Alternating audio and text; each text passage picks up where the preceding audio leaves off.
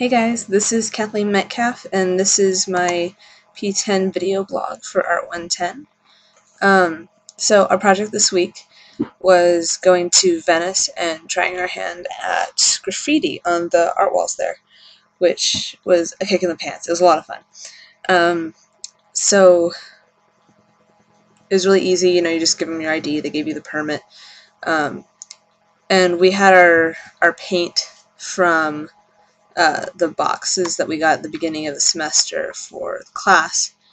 But we also, it's kind of a limited selection there because between the three of us who had gone together, me and Crystal and Sarah, we had yellow, neon orange, and black. So I rated my garage and Crystal rated hers, and we ended up with a bunch of colors that were pretty cool, except that a couple of them exploded on us. Or not exploded per se, but they started leaking profusely, and there's just paint everywhere. It's not that good. But other than that, it was still pretty fun. We were on a wall with a guy who was clearly really good at this, and he had been doing it for a while. And he was doing like this whole thing with like a skull in the middle, and then like the words like coming out like around and behind it. And we're over there doing like just like trying out like the different like spray nozzle tips, and we're just tagging our initials and stuff. And I'm like, man, I feel lame. But obviously he's been at it a lot longer than we have. But it's really cool to go down there and see what other people have done and what other people are doing. And I think at Venice, it's a good outlet for people who would otherwise be tagging in places where it's illegal to tag.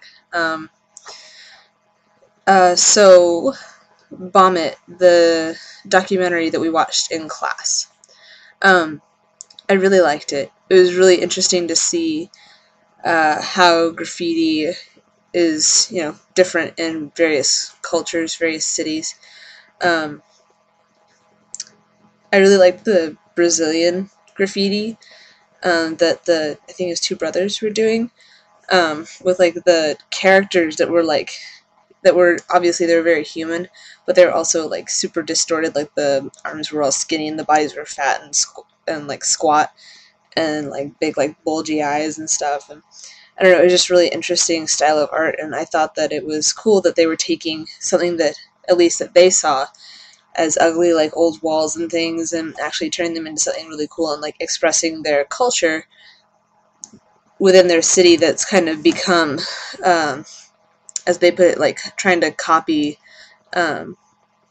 like North American and Western European culture of like big cities, a lot of consumerism, stuff like that. But they're still trying to pull out like the essence of the people of the city, not just what they're trying to emulate.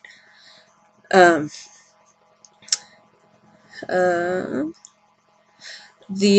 I'm trying to remember more from the video that we watched. The Japanese woman who was the graffiti artist, her stuff was really cool. I really liked how like clean like her lines were and everything. It was like a lot of really big pieces. They were really impressive. And I thought it was really cool how she talked about transitioning from when she first started, how a lot of her stuff was really angry, and it was all like messages of like of hate and violence and like extreme like kind of feminist stuff, like women in like positions of kind of violent power. And then it like switched to like images of like happiness and joy after she had a baby, and so now she's like making all of her art and her graffiti like toward her, like for her child.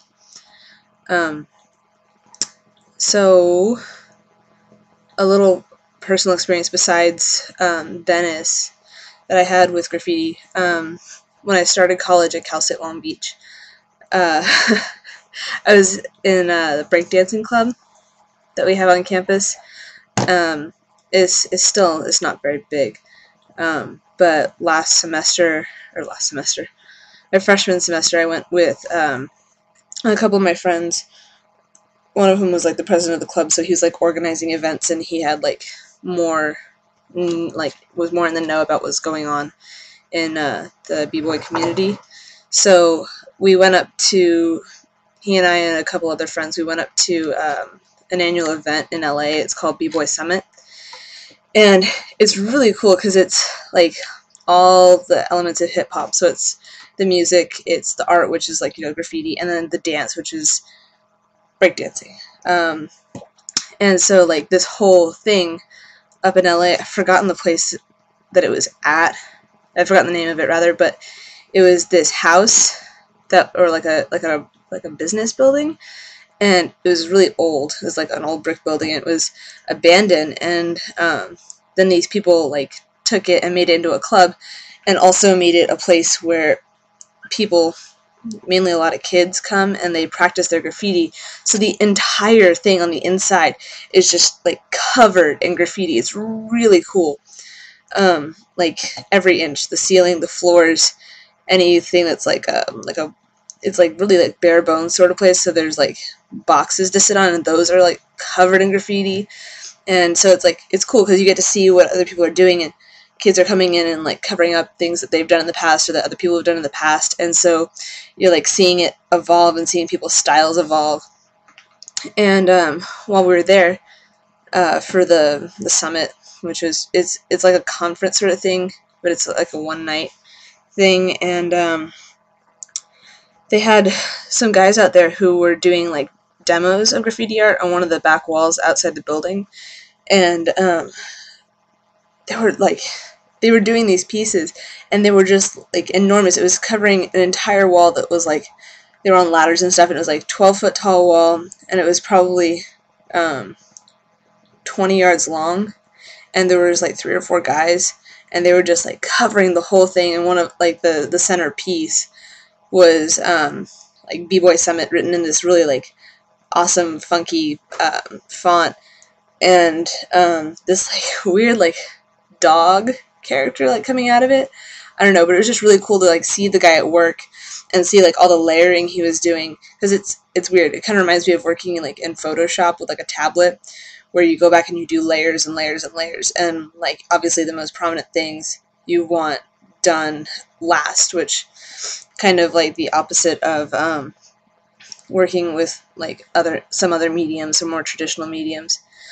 But yeah, so that was something that I saw, and I thought it was really cool. So I started doing a little bit of stuff. Obviously, I didn't really have an opportunity or a means to practice it much because I don't actually live in LA, and I've got a lot of reasons not to get caught tagging illegally. Then it'd just be a little weird because I don't know. I'm not exactly the type that you would find tagging, I guess.